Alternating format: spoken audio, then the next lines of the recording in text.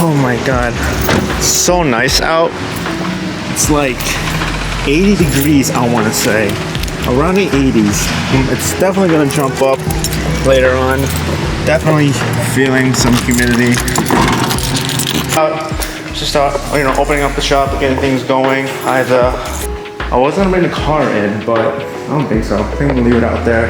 It is pretty dirty anyways. I am planning, hopefully on washing it, hopefully today. I wasn't gonna do it yesterday, but yesterday was like a little bit on and off with rain, so it just wasn't no point. But there's a lot of things I gotta cover still. Of some things that went on in the shop. So first thing is we got the TV mount already hooked up. Shout out to Kyle. He was able to finish up this whole thing, just drilling up the walls so we can install the anchors. And we gotta eyeball this.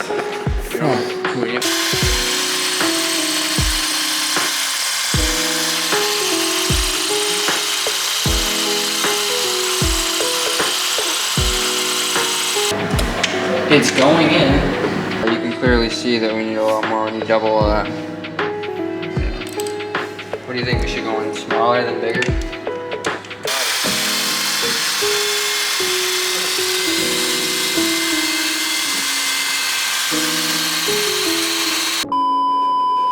With the wall mount and just hooking up the TV. Another friend of mine, Rodrigo, who pulled up also yesterday to give him a hand with this. But shout out to you guys for all. The thing is, we had to do this first step of drilling a hole on the ground, 4 inches. Only reason because I am in the process of installing a 2-post lift right in the middle where the E46 is parked.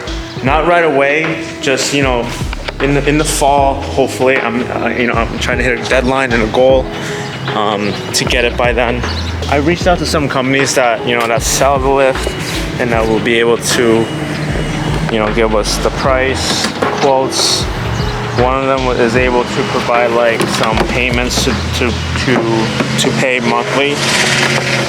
So like not fully paying it all at once, but like doing some payments of course, or going all out and buying the lift and paying for the extra fee to install it, or just buying the lift itself and having me and my friends install it on our own. There's a few issues. I'm open to do whichever that works best for us, and that's more fun. We want to install it ourselves. Saves more money, more time.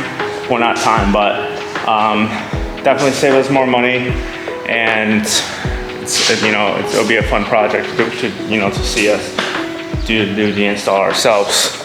The other thing is that we would need a forklift or some type of mobile carrier that will be able to carry the 9,000 pound lift, to carry the lift out of the truck, out of the delivery truck. From this specific website, I mean, some websites require you to having all these tools. Some provide it, some don't. So right now I just have a few options to which one I want to go. Like, do I go for this website that will be able to give me the quote, go through the monthly payments to get the lift, and then we just install it ourselves. The other one is, it's a different company. I think they're a family-owned company. They're called Lift Car Guys. They're local in Connecticut. The first guy, I was just emailing back and forth on the process to start with, what are the first steps, and he told us that we have to get a drill bit, and just drill it deep into the ground to 4 inches at least. And we did. I was crossing my fingers to see whether if we had enough concrete to add a lift. If not, then we will have to go through another process on finding another way. How do we install a 2-post lift if we didn't have 4 inches of concrete on the ground? So, I'm not gonna get too deep with that. If you know what the process is, then you know. So 4 inches, we got it.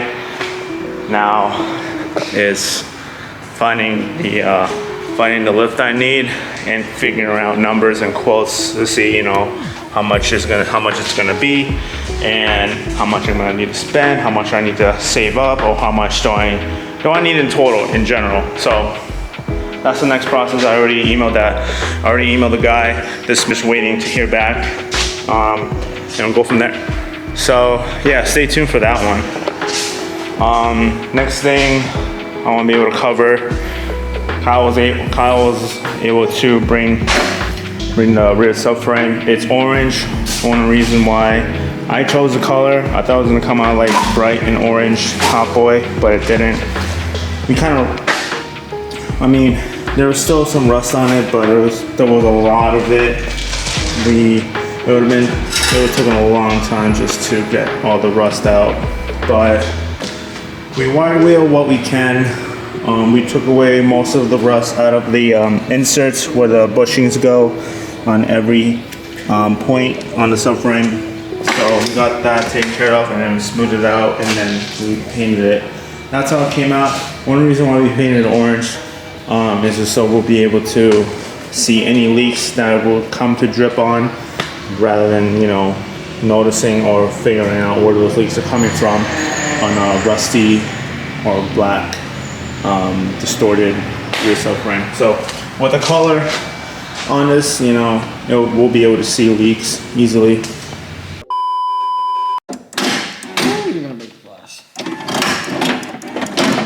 You're fucking nutty meatballs. What if we bent this straight now?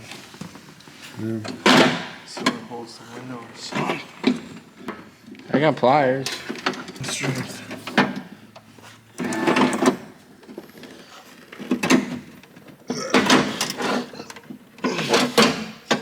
I never really showed too much on this bay, but I'll give you guys a little tour. Well, there's not really much to show. This is what you'll pretty much see. Everything what's left for the car. Of course, we still got a lot more things to remove. And you know, part of the harness is right here. This has to get removed too. We're preparing on what we need to get for the E30. Well, let me actually open up these doors and just see what they look like from far distance. I mean, I know you saw in the other video. Oh, baby. It looks up pretty awesome. Oh man, they're pretty clean.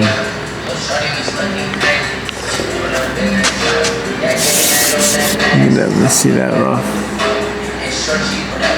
Yeah, pretty good. You guys have something lined up on the side if you guys have E30 fenders or any parts that you guys have that you're willing to sell for this E30 model. This is a 1991 E30, and yeah, let me know.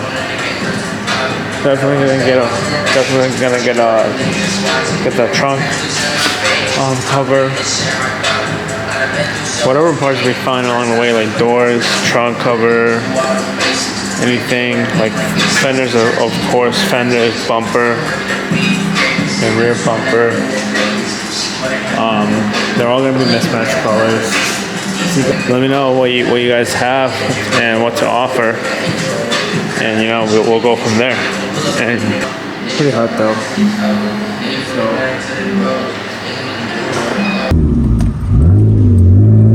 Just came across this sick.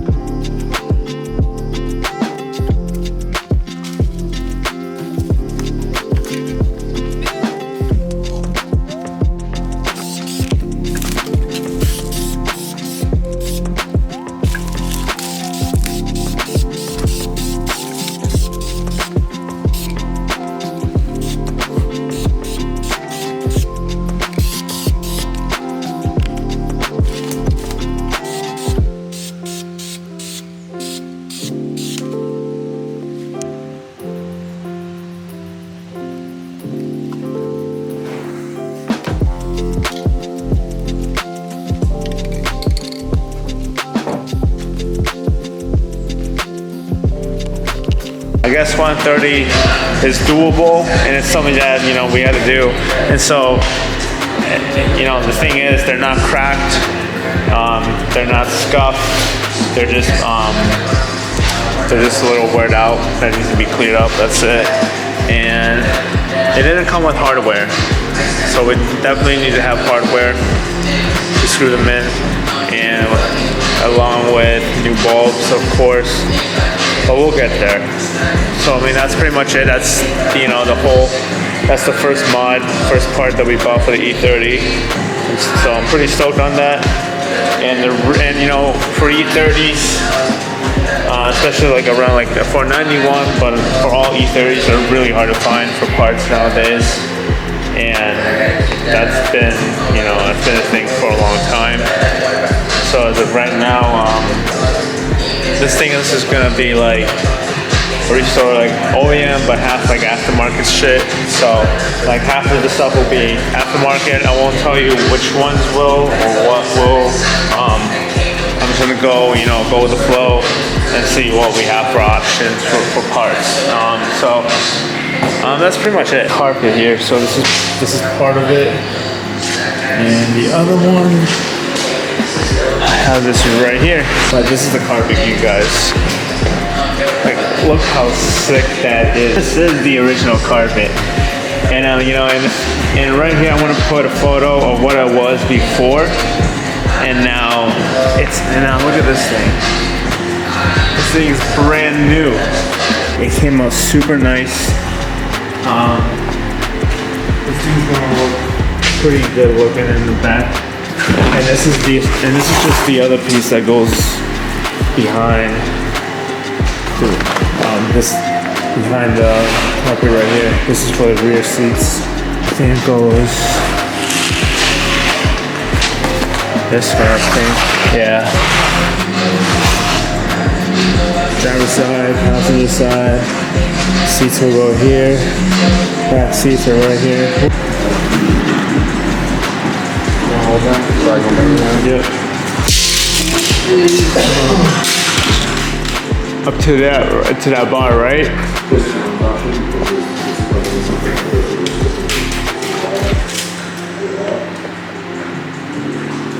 $148. Yeah. Like 148. 148? Yeah, 148 would be like scraping it. 148, huh? A little under 148. Alright, let me just write that down. That's the most height. 148.